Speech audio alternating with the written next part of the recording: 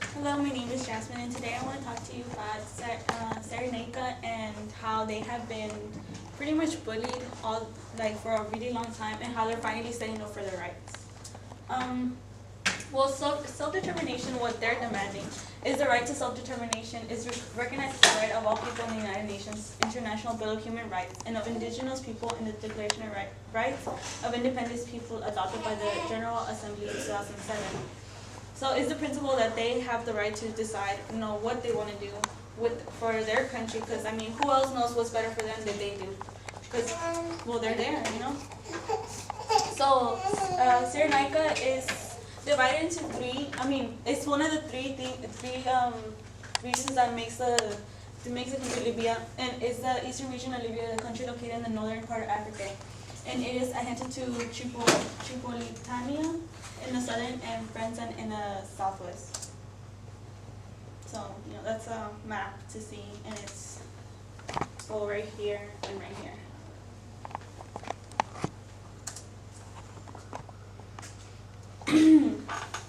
So, Cyrenaica, mostly the reason why they have been, tortured so much is because they hold most of the oil. So in a way, you can think of them as like the great gentle giant, because they don't know how much power they have. Because if they were allowed to do what they wanted, they could probably, become a very rich country, a very powerful country. And I think that's what scares, all the people who are trying to keep them down. Because, they can form alliance with us, they can do pretty much whatever they want, and, that's...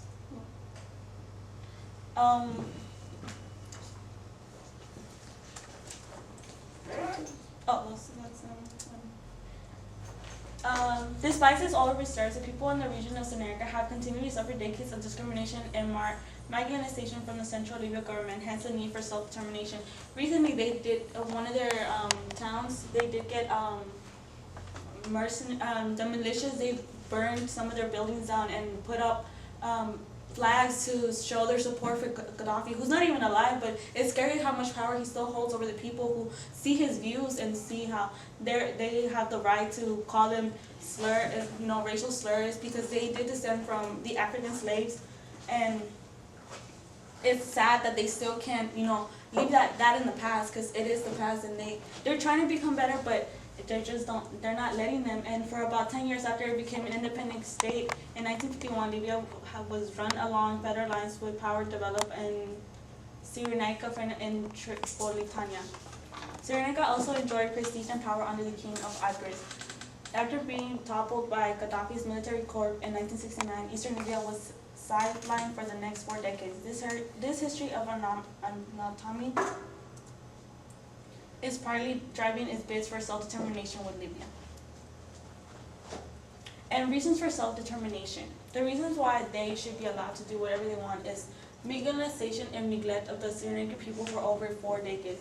They've had enough, basically. And it's only a matter of time before they realize they can decide whether they can be independent or not. Because, they have their own, they have the resources, most of all. They do have the power, but the thing is that after being tortured for so long, it's hard for them to find the industry to, show them that, enough is enough. And one day they're doing it now.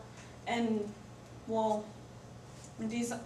obviously we had violent, they've been trying to, I don't know how to say this, they've been trying to hold them back by violence, but it's only a matter of time, and they've been slipping through the lines, and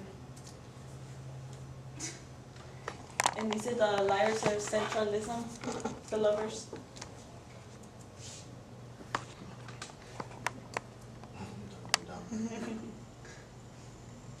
Okay, and the reasons why.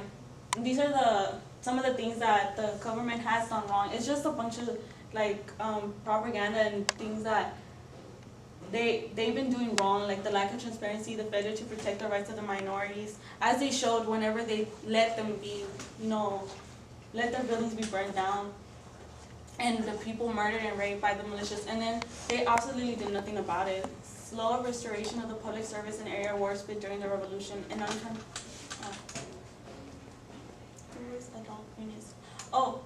this man, In 1992, he offered a formal apology for Libya's involvement in the killing of Yvonne Fletcher, quickly rose to become a commander-in-chief of the rebel army shortly after joining.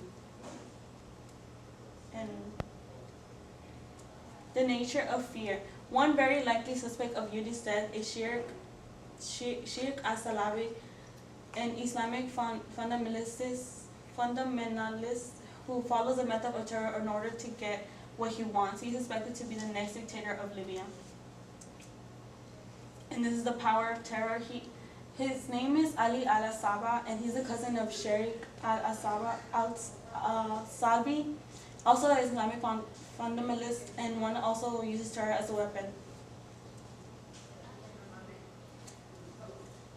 Well, since another word for people who use terror as a weapon, what else? They're terrorists. And these are the people who are running this country.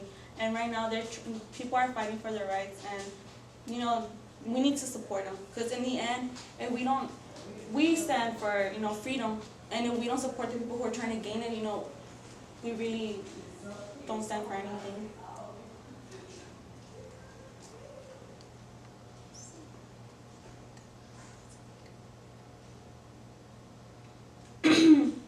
Oh, and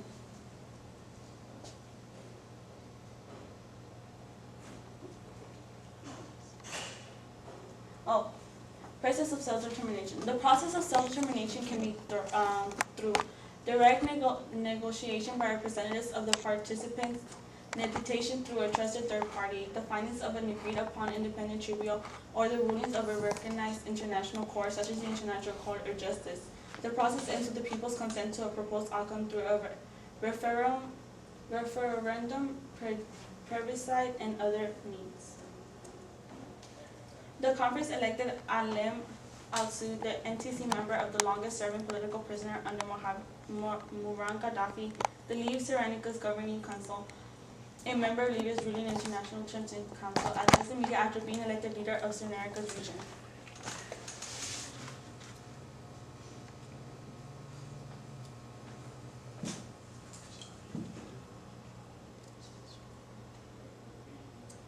And this is the flag, which right now is a symbol of their fight for freedom.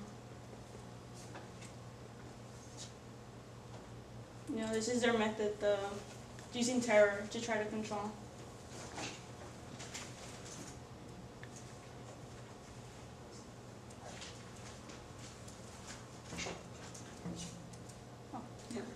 Thank you. All right, thank you.